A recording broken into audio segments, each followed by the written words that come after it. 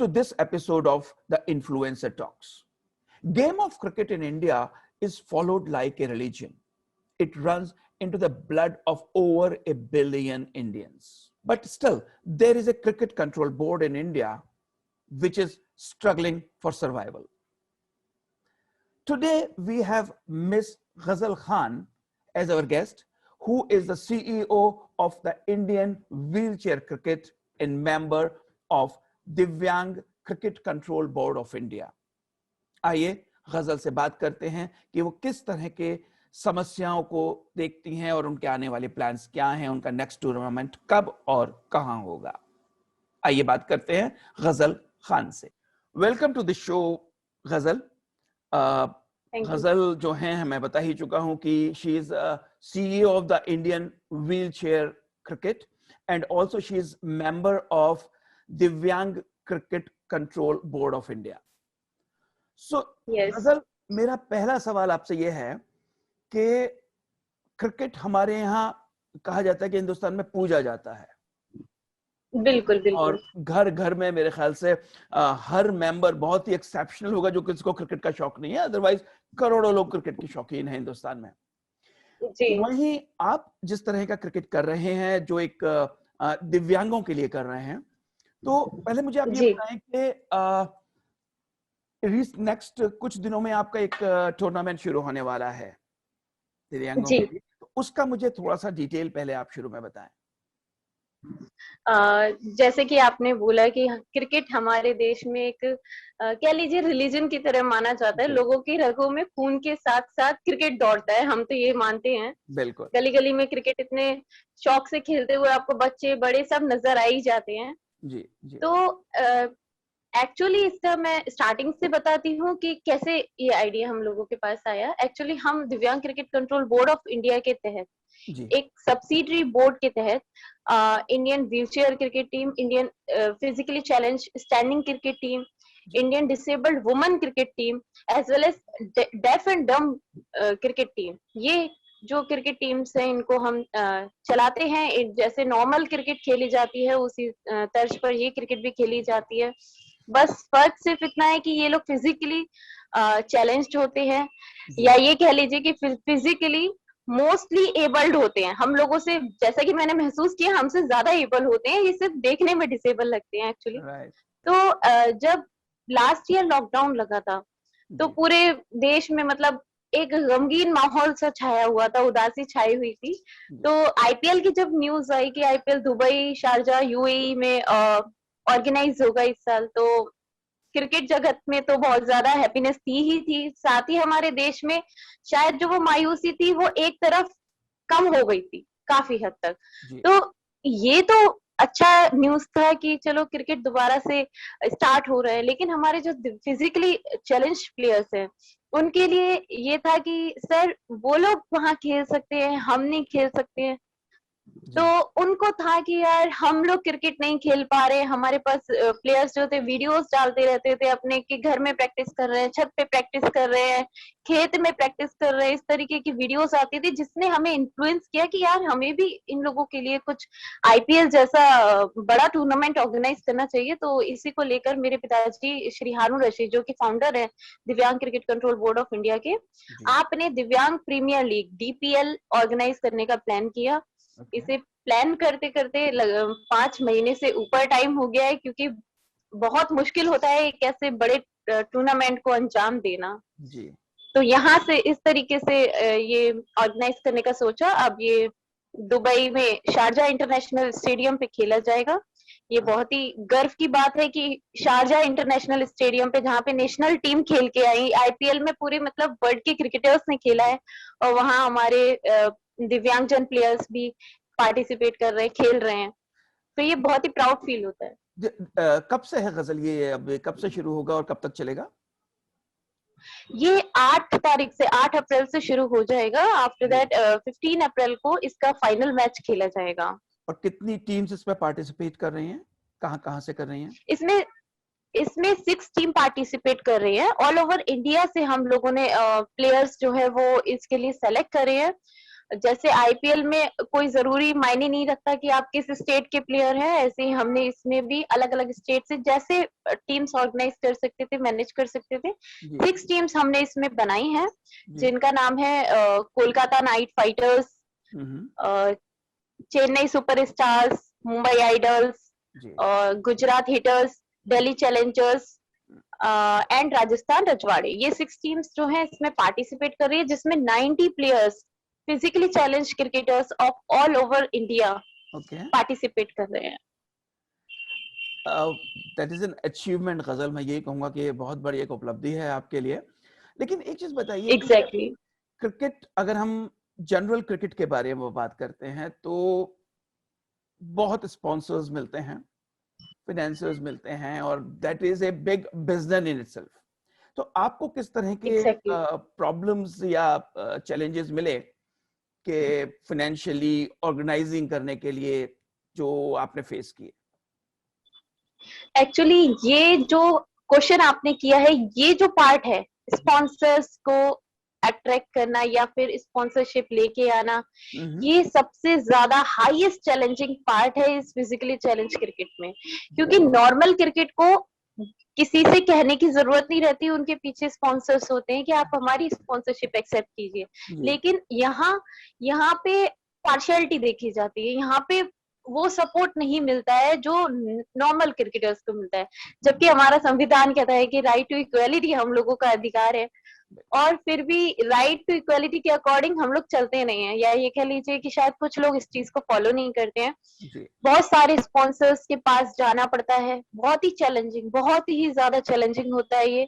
लोगों के पास जाके रिक्वेस्ट करनी पड़ती है, सर प्लीज आप ड्रेस के लिए स्पॉन्सर कर दीजिए, सर आप किट के लिए स्पॉन्सर कर दीजिए, या आप ट्रेवल अलाउंस के लिए स्पॉन्सर कर दीजिए, या विनिंग प्राइज के लिए स्पॉन्सर कर दीजिए। इस तरीके से हमें कई लोगों को इकट्ठा करके स्पॉन्सरशिप लेनी पड़ती है।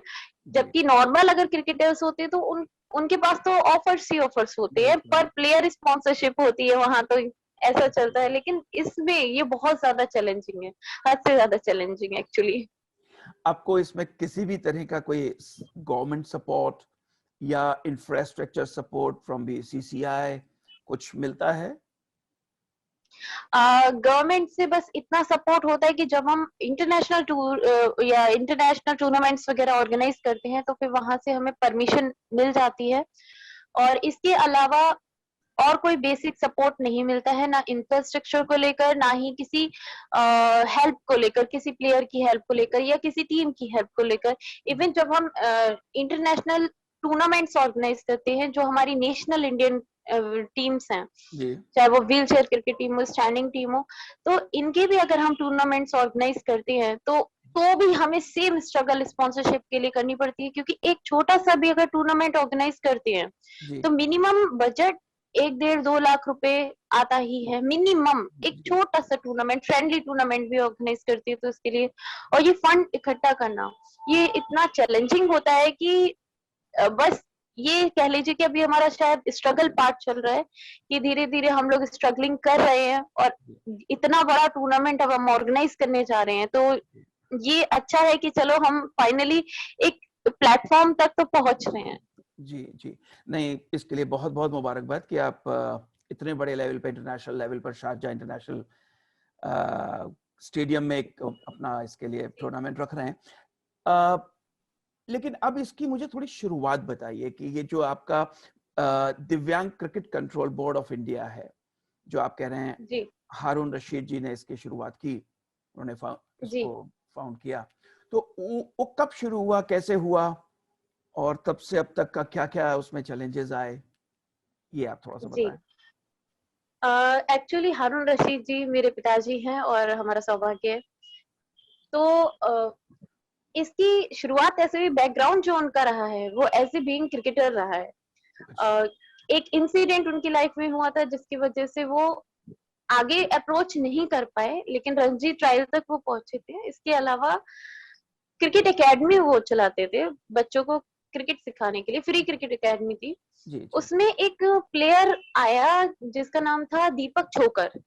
तो वो प्लेयर जो था दोनों पैर से पोलियो ग्रस्त था और डिसेबल्ड था, लेकिन उसके अंदर जुनून बहुत था। कि नहीं मेरे को खेलना है, एक सेकंड को देख के लगता है कि यार ये क्या खेलेगा, लेकिन मन रखने के लिए उसको पिताजी ने बोला कि नहीं ठीक है तुम खेलो। लेकिन मेरे फादर ने कभी उसको मतलब डीमोटिवेट नहीं किया कि नहीं खेल सकते। फिर जब उन्होंने देखा कि इस बच्चे का खेल इतना अच्छा है, जो नॉर्मल टीम होती है उसके साथ में वो बच्चा खेलता था, तो ये चीज मेरे फादर को इन्फ्लुएंस कर गई कि इन लोगों के लिए भी कोई क्रिकेट टीम होनी चाहिए। तो 2007 में इसकी शुरुआत हुई थी और 2007 से अभी तक 2021 में हम हैं और कंटिन्यू करे हुए हैं हम इस चीज को। पहले डिसेबल्ड स्पोर्टिंग सोसाइटी नाम था, लेकिन बाद में इसे as per the laws supreme court से रजिस्टर्ड किया गया इसे as Divyang cricket control board of India. अब हमारे पास लीगल राइट्स है, सब चीजें कि हम इंडियन जैसे नेशनल टीम बीसीसीआई द्वारा चलाई जा रही है, वैसे ही हम भी दिव्यांग जन क्रिकेट को ऑर्गेनाइज कर सकते हैं। वंडरफुल जी। आप पूरे देश में आप कह रहे हैं आपके कई क्रिकेट टीम्स हैं अलग अलग स्टेट लेवल पर, तो उसको आप कैसे ऑर्गेनाइज करते हैं? किस तरह से आप अपने प्लेयर्स को तलाशते हैं? किस तरह उनकी ट्रेनिंग होती है और प्रैक्टिस कैसे कर पाते हैं? वो ये सब थोड़ा सा बताएं इसके बारे में। ट्रेनिंग के लिए तो देखिए एक्चुअली क्योंकि प्लेयर्स जो है उनका जो हम पहले कहते हैं सिलेक्शन ओके सिलेक्शन या जब कभी बड़े टूर्नामेंट्स होते हैं या कोई ऐसा आगे प्लान किया जा रहा होता है तो फिर ट्रायल लेते हैं हम लोग, एक जगह एक वेन्यू डिसाइड करके ट्रायल लेते हैं। उस ट्रायल में प्लेयर्स जो भी होते हैं फिजिकली चैलेंज वो आते हैं, पार्टिसिपेट करते हैं और जो बेस्ट परफॉर्मिंग होते हैं प्लेयर्स उनको सिलेक्शन मिल जाता है। अदरवाइज क्योंकि सभी जो प्लेयर्स हैं मोस्टली 90% जो हमारे पास प्लेयर्स हैं उनका फाइनेंशियल बैकग्राउंड सही नहीं है, उनका थोड़ा सा फाइनेंशियली वीकर है वो लोग, तो फिर उनको आना फिर फिजिकली चैलेंज्ड है तो उनके लिए कुछ ज्यादा ही चैलेंजिंग हो जाता है, एक जगह से दूसरी जगह जाना, फिर वहां पे सब चीज मैनेज करना। तो जो ऐसी सिचुएशंस रहती हैं तो फिर वहां पे हम प्लेयर से बर्डन नहीं देते कि आप आओ, वीडियो शूट कराते हैं कि आप अपना खेलते हुए एक वीडियो रिकॉर्ड करके सेंड कीजिए। उस वीडियो में एक्चुअली दिख जाता है कि प्लेयर कितना ज्यादा खेल को लेकर अपनी रुचि रखता है, देन उसका सिलेक्शन करते। ओके और फिर ट्रेनिंग्स उसको किस तरह से वहां पे दी जाती है? क्या ट्रेनिंग या ट्रेनिंग के लिए क्योंकि सबको एक जगह करके ट्रेन करना नॉर्मल क्रिकेट टीम्स की तरह ये पॉसिबल नहीं है, क्योंकि बहुत स्ट्रगलिंग फेस अभी इसका दिव्यांगजन क्रिकेट का चल रहा है। तो जो प्लेयर अपना कोच हायर कर सकते हैं वो लोग कोच हायर करते हैं, या कुछ ऐसे भी है एक्चुअली जब इन प्लेयर्स का खेलते हुए देखते हैं ना जुनून जज्बा, तो कुछ लोगों के मन में खुद ही आता है, जो अच्छे स्कूल के कोच वगैरह होते हैं या कॉलेजेस के क्रिकेट कोच वगैरह होते हैं वो खुद ही कहते हैं कि नहीं आप आओ, हम आपको कोचिंग देंगे, फ्री कोचिंग देंगे। तो जिस तरह से भी वो मैनेज कर सकते हैं, कोई खुद ही अपने आप का गुरु है, कोई गुरु हायर कर लेता है या कोई किसी को गुरु मिल जाता है, तो इस तरीके से वो अपने ट्रेनिंग वगैरह करते हैं। मतलब आप भी खुद as a from the association side लोगों से जाके कांटेक्ट करते हैं कि हमारे लोगों को आप ट्रेन करें, इस तरह भी आप कुछ होता है?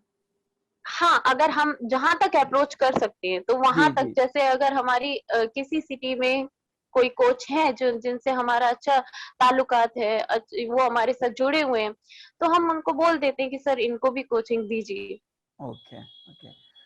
अभी आप क्या समझते हैं कि आज की स्थिति में जहां आप एक इंटरनेशनल ऑलरेडी एक टूर्नामेंट कर रहे हैं, फ्यूचर आपके प्लान्स आप क्या सोच रहे हैं कि इसको कहां लेकर जाएंगे और किस तरह से उसको मे बी 3 से 5 साल के बीच में किस तरह से आपका इसके लिए प्लान है DCCIB? Actually success comes from each step, और ये हमारा कह लीजिए कि हायर लेवल पे जाने के लिए पहला स्टेप है DPL। इस DPL के बाद से हमें जो भी स्टेप्स लेने हैं वो higher than higher than higher than higher, इस तरीके से स्टेप बाय स्टेप क्लाइम करना है। तो प्लानिंग तो बहुत है, और भी कंट्रीज में प्लानिंग है, बातें चल रही हैं, बट हम प्रेफर करते हैं कि जब तक कि 90% प्लान सक्सेस ना हो जाए तो उसे रिवील ना किया जाए, क्योंकि क्या होता है फिर प्लेयर के जज्बात उस खेल से बहुत ज्यादा जुड़ जाते हैं, बहुत उम्मीदें लग जाती हैं, लेकिन लास्ट में अगर पता चलता है कि ऐसा नहीं है तो फिर काफी ज्यादा इंटरनली वो आहत होता है। जी जी जी। अच्छा, जी इस तरह के फिजिकली चैलेंज्ड जन के लिए बहुत सी एसोसिएशंस है ग्लोबली, अलग अलग देशों में। आप किसी जी। तरह का उनके साथ कोऑर्डिनेशन करते हैं कि ऑर्गेनाइजेशन के लिए ऐसा कर रहे हैं, या प्लान है ऐसा करने का? देखिए, इसके लिए हमें पर्सन टू पर्सन कांटेक्ट करना पड़ता है। जी अगर पहली चीज तो मैं आपको बताना चाहूंगी कि जो व्हीलचेयर क्रिकेट है हमारा, उसके जो फाउंडर है वो मेरे फादर ही हैं, मिस्टर जी हारून रशीद जी। जी। इन्होंने जो व्हीलचेयर क्रिकेट का कॉन्सेप्ट है वो आपके ही द्वारा आया है। इस पूरी कंट्री में ही नहीं, जो भी और अदर कंट्रीज में भी ओके। व्हीलचेयर क्रिकेट चल रही है तो उसमें भी तो आजकल सोशल मीडिया का जमाना है, इजीली आप किसी से भी दुनिया में कांटेक्ट कर सकते हैं। तो बिल्कुल। यही एक माध्यम रहता है कांटेक्ट करने का। हम अपने जो हमारा आइडिया है, कॉन्सेप्ट है, उसको शेयर करते हैं। पसंद आ जाता है लोगों को तो फिर वो हमारे साथ इंटरेस्ट दिखाते हैं, आगे ज्वाइन होने के लिए, आगे कुछ करने के लिए अप्रोच करते हैं। या अदरवाइज बहुत मतलब कह लीजिए कि कम ही ऐसा होता है कि कहीं से रिजेक्शन मिले, क्योंकि ये बहुत अच्छा कॉन्सेप्ट है। जी जी। जी अच्छा, जो प्लेयर्स, एक नॉर्मल क्रिकेट है और एक डिसेबल्ड लोगों के लिए क्रिकेट है, दिव्यांग लोगों के लिए, तो डेफिनेटली प्लेइंग रूल्स जो हैं वो बहुत डिफरेंट होते होंगे। जी। तो उनमें क्या डिफरेंस एक्चुअली मानते हैं आप? हाँ, एक्चुअली जो हमारी स्टैंडिंग क्रिकेट टीम है, जी। जो physically challenge standing cricket team है, स्टैंडिंग मींस जिनका मतलब खड़े होके वो खेल खेल सकते हैं। सकते हैं, राइट। जी। तो इसमें कोई चेंजेस नहीं है, जो नॉर्मल क्रिकेट के रूल्स हैं वही नॉर्मल क्रिकेट ये यहाँ भी अप्लाई होते हैं रूल्स। ओके। जो आईसीसी के द्वारा रूल्स एंड रेगुलेशंस क्रिकेट के लिए बनाए गए हैं वही फॉलो किए जाते हैं। जी जी जी। बस फर्क सिर्फ एक छोटा सा होता है कि जैसे अगर किसी का एक पैर खराब है, लाइक वो बैसाखी लेके खेल रहे हैं तो उनको रनर दिया जाता है, बस ओके। एक ही छोटा सा चेंज है। जी। बाकी same boundary, same pitch, same bat, same ball, alright everything is same. Alright alright. और जो व्हील चेयर है इनके लिए डिफरेंट रूल्स हैं आपके हिसाब से? इनके लिए बस जो पिच होती है वो 22 यार्ड्स की ना होके 18 यार्ड्स की होती है। ओके। अदरवाइज रूल्स इनके लिए भी सब सेम है। बस थोड़ा सा, क्योंकि वाइट बॉल और नो बॉल ये सब चीजें, क्योंकि प्लेयर खड़ा नहीं है, वो जी। बैठा हुआ है व्हील चेयर पे, तो उसके राइट। अकॉर्डिंग थोड़ा सा मॉडिफिकेशन है, इन रूल्स में थोड़ा सा अमेंडमेंट है। अदरवाइज मोस्टली जो रूल्स है वो आईसीसी के अकॉर्डिंग अकॉर्डिंगली है। फॉलो तो किए जाते हैं। बिटवीन द विकेट्स जी, अगर उन्हें रन लेने हैं तो वो चेयर पे ही लेते हैं उसको, व्हील चेयर पर ही व्हील चेयर पे रन लेते लेते हैं। हैं। जी अच्छा, व्हील चेयर्स जी जो जी जी। होती हैं वो इलेक्ट्रिक होती हैं या वो मैनुअल होती हैं? मैनुअल होती है, स्पोर्ट्स व्हील चेयर होती हैं। जी। एक्चुअली व्हील चेयर क्रिकेट में जो अ, शब्द है व्हील चेयर, हाँ हाँ। ये सबसे बड़ी एसेसरी है, ये सबसे बड़ा हथियार है। एब्सोल्युटली। और यही हथियार पूरी जो भी हमारी स्टेट की टीम से अभी तक 12 स्टेट्स जो है वो रजिस्टर्ड है हमारे साथ। जी। इसके अलावा बहुत से जो स्टेट्स हैं वो अंडर द वर्किंग है, ओके। तो उनका चल रहा है प्रोसेस रजिस्ट्रेशन करने के लिए। जी तो जो व्हील चेयर्स होती हैं वो एक भी टीम हमारी शायद ऐसी होगी अभी, तेलंगाना टीम को छोड़कर एक टीम भी ऐसी नहीं है जिसके पास प्रॉपर व्हील चेयर्स हो, प्रॉपर स्पोर्ट्स व्हील चेयर हो। ओके। किसी के पास 7 व्हील चेयर है, किसी के पास 10 व्हील चेयर है, किसी के पास 8 व्हील चेयर है। एक दूसरे के से लेकर बोरो करके फिर ओ। ये लोग खेलते हैं। जी जी, जी तो इसमें बस अगर स्पोर्ट्स मिनिस्ट्री चाहे तो जी इसमें जो व्हील चेयर्स है, जो जी स्पोर्ट्स क्वालिटी व्हील चेयर्स होती हैं वो प्रोवाइड कर सकती है। जी। साथ ही जो क्रिकेट किट्स होती हैं वो प्रोवाइड कर सकती है, ताकि ये प्लेयर्स को रुकावट ना आए इनका परफॉर्म करने के लिए। बिल्कुल, मैं मेरा अगला एक्चुअली सवाल वही था आपसे कि आपकी एक्सपेक्टेशंस मिनिस्ट्री से क्या है, या बहुत से एनजीओज हैं जो इसमें स्पोर्ट्स रिलेटेड एनजीओज जो इसमें बहुत अच्छी जी तरह से मदद कर सकते हैं, तो आपने मिनिस्ट्री में अप्रोच किया है फाइनेंशियल हेल्प के लिए, या आप क्या चाहते हैं वहां से, क्या आपकी एक्सपेक्टेशन? जी। अप्रोच तो देखिए हमारी हमेशा रहती है कि हेल्प मिले, क्योंकि ये एक ऐसा कॉन्सेप्ट है जिसमें हेल्प की सबसे ज्यादा जरूरत है। अभी कह लीजिए, हालांकि इतने साल हो गए लेकिन फिर भी एक न्यू कॉन्सेप्ट है। मोस्टली जो लोग हैं उनको पता ही नहीं कि ऐसा भी डिसेबल्ड क्रिकेट भी होता है, ऐसे लोग भी क्रिकेट खेलते हैं, या व्हील चेयर क्रिकेट भी होता है। तो अप्रोच तो हम कर रहे हैं, गवर्नमेंट से अप्रोच कर रहे हैं, बीसीसीआई से अप्रोच कर रहे हैं हेल्प के लिए, लेकिन उस हद तक सपोर्ट नहीं मिल पा रहा है जो एक्चुअली मिलना चाहिए। जैसे कि मैंने आपको बताया, व्हील चेयर क्रिकेट में व्हील चेयर्स ही नहीं है प्लेयर्स के पास में, टीम्स के पास में, और भी जो भी स्टैंडिंग टीम है उनके पास अगर खेलने के लिए किट्स नहीं होंगी, क्रिकेट बैट नहीं होगा, तो फिर वो कैसे खेलेंगे।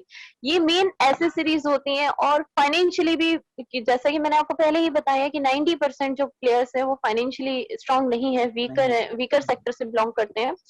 तो उन लोगों के लिए बहुत ज्यादा ही चैलेंजिंग हो जाता है। बस एक जोश जुनून होता है कि देश के लिए खेलना है, बस इन रिटर्न उन्हें पता है कि उन्हें कुछ नहीं मिलने वाला। उनको कोई ऐसी, अगर नॉर्मली देखा जाए तो नॉर्मल अगर कोई टूर्नामेंट होता है, इंडिया इंग्लैंड का भी टूर्नामेंट जो हुए हैं, तो इसमें प्राइज मनी भी था, सब चीज थी, प्लेयर्स को भी पर फीस दी गई होगी, प्लेयर्स को भी, हर एक प्लेयर को, इनफैक्ट हर एक ऑफिशियल को जो भी इस टूर्नामेंट में थे उनको कुछ ना कुछ मिला ही होगा, डेफिनेट सी बात है। लेकिन इस क्रिकेट में प्लेयर्स को पता है कि उन्हें कुछ नहीं मिलेगा। वो इंडिया के लिए खेल रहे हैं, इंडिया बांग्लादेश सीरीज है, इंडिया नेपाल सीरीज है, या एशिया कप है। ये भी मैं बताना चाहूंगी कि 2 बार हम एशिया कप कर चुके हैं पार्टिसिपेट। एक बार तो इंडिया में ऑर्गेनाइज किया गया था 2015 में, जिसमें हम विनर रहे थे, एशिया कप विनर। और 2019 में नेपाल काठमांडू में एशिया कप ऑर्गेनाइज हुआ था, जिसमें हम रनर अप रहे थे against Pakistan. Neck to neck fight थी, लेकिन लास्ट मोमेंट पे अनफॉर्चुनेट लग रहा हमारा, जिसकी वजह से हम रनर अप रहे। लेकिन बस जो सपोर्ट चाहिए था वहां पे, इस लेवल के भी अगर टूर्नामेंट हो रहे हैं तो हमारे देश का नाम हो रहा है, हमारे देश के लिए खेला जा रहा है। वहां पे कोई एसोसिएशन नहीं जीत रही, वहां पे कोई बोर्ड नहीं जीत रहा, वहां पे कोई प्लेयर नहीं जीत रहा, वहां पे जो जीत रहा है वो है हमारा देश, हमारा इंडिया जीत रहा है। तो इंडिया जीत रहा है तो डेफिनेट सी बात है कि सरकार को प्रोत्साहन देना चाहिए। सरकार को आगे आना चाहिए ये हेल्प करने के लिए कि हमारे देश का नाम ये लोग रोशन कर रहे हैं। दिव्यांग जन होके, फिजिकली चैलेंज्ड होके, इतनी प्रॉब्लम फेस करके ये लोग आते हैं, ट्रेवल करते हैं, फिर उसके बाद खेलते हैं। कुछ तो प्लेयर्स ऐसे हैं जिनका स्पाइनल कॉर्ड इंजर्ड है। स्पाइनल कॉर्ड इंजरी में उनको इस चीज का रियलाइज नहीं रहता है कि कब उनको यूरिन के लिए जाना है या कुछ भी, तो वो यूरिन बैग कैरी करके खेल रहे होते हैं मैदान पे। जब ये चीजें आप देखेंगे तो ये काफी ज्यादा मतलब इन्फ्लुएंस करती है कि यार जिंदगी में कभी हार नहीं माननी चाहिए। ये एक जो इन खिलाड़ियों को मैंने खेलते हुए देखा, यही इनको देख के ही मेरे अंदर इतना ज्यादा मोटिवेशन मिला कि मेरे को इनके लिए कुछ करना है। बिल्कुल। तो सरकार को और स्पोर्ट्स मिनिस्ट्री को, सभी को आगे आना चाहिए इनकी हेल्प करने के लिए। जी बिल्कुल।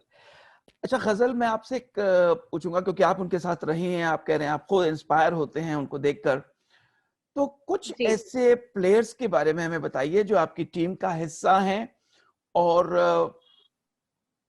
जो एक एग्जाम्पल दूसरों के लिए बन सकते हैं, एक आध किसी का मुझे। जी बिल्कुल। हमारे प्लेयर है एक जो कि जॉइंट सेक्रेटरी भी हैं, Ramesh Sattape, Indian wheelchair cricket team के कैप्टन है। ऑलराइट। सुनने में कितना अच्छा लग रहा है, इंडियन व्हीलचेयर क्रिकेट टीम के कैप्टन। जी। और अगर मैं उनका आपको बैकड्रॉप सीन दिखाऊं तो ही इज मतलब फाइनेंशियली टू मच पुअर, और इवन उनकी जो माता जी हैं उनको काम करना पड़ता है क्योंकि वो फिजिकली चैलेंज्ड है, दोनों पैर से पोलियो ग्रस्त हैं रमेश जी। तो वो शायद एबल नहीं है, ये सोचना चाहिए कि ये लोग शायद इतना एबल नहीं होते कि हर जगह इनको जॉब अपॉर्चुनिटीज मिले या फिर ये काम करें।